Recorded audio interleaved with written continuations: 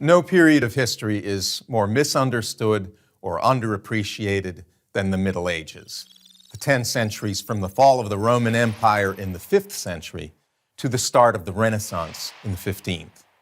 This is especially true between the year 1000, when global warming brought grapes to England and grain to the coasts of Greenland, doubling the population and reviving town life all across Europe, and 1348, after the warming had ended and the Black Death arrived from the east.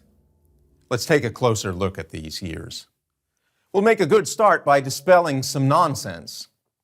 The people of the Middle Ages did not believe the earth was flat. They knew it was round. The ancients said it was round. The fathers of the church said it was round. They saw its shadow during an eclipse of the moon, and the shadow was round. They saw masks of ships sinking below the horizon. Round. More nonsense. The Middle Ages were cheerless. Quite the reverse. They were full of color, of celebrations involving everybody in town. They invented the carnival. They revived popular drama, which had lain dormant for 1,000 years. Whatever they did, whether it was sinning or fighting or repenting or falling in love or traveling thousands of miles to Rome or to the Church of the Holy Sepulchre, they did it with energy and gusto. What do we owe to the Middle Ages? How about the university? Medieval man invented it. For the first time in the history of the world, you could go to Paris or Bologna or Padua or Oxford or Prague or Cologne and study under masters of law, medicine, philosophy, and theology, and your degree, designating you as a master or a doctor, would hold good anywhere in Europe. It was an international community of scholars. A young Thomas Aquinas, born in southern Italy at the beginning of the 13th century, would travel to Cologne to study philosophy under the philosopher-biologist Albert the Great, then to Paris, where he taught theology and philosophy, then to Rome and back to France. And this sort of thing was the rule among scholars, not the exception. How about modern science? Thomas's teacher, Albert, was a biologist. Why should that surprise us? Medieval man believed that God made the world as an ordered whole. They learned it both from Scripture and from pagan thinkers such as Aristotle. Science did not burst on the scene with Galileo. Copernicus died in the 16th century, but he was a priest astronomer at a Polish university founded in the Middle Ages. He wasn't even the first man to suggest that the earth orbited the sun. Others had ventured the suggestion. Most prominent was the late medieval Nicholas of Cusa, a philosopher and a cardinal in the church. How about architecture?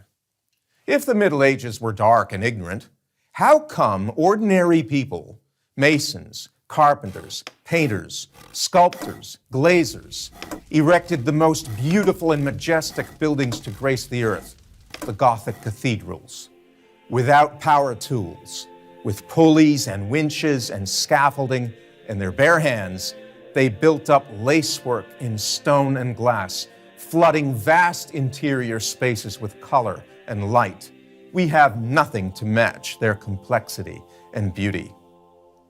And art? Studying the ancients, medieval man produced whole genres of art that the world had never seen.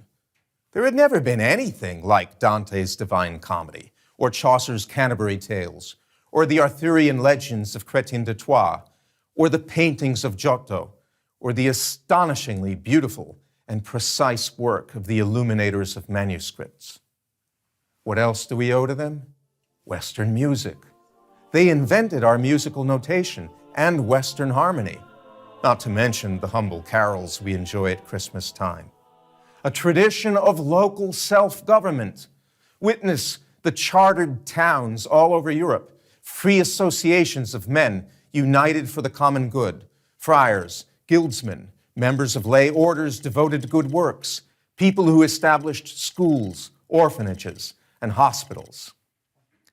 Far from the Dark Ages, which it is popularly called, the Middle Ages might better be described as the brilliant ages. a startling epoch of progress from science to art, from philosophy to medicine. Indeed, in one crucial way, we are less civilized than those who enhanced human existence over 1,000 years ago. We dismiss the achievements of our ancestors and fall short of them. They honored their ancestors and surpassed them. I'm Anthony Esselin of Providence College for Prager University.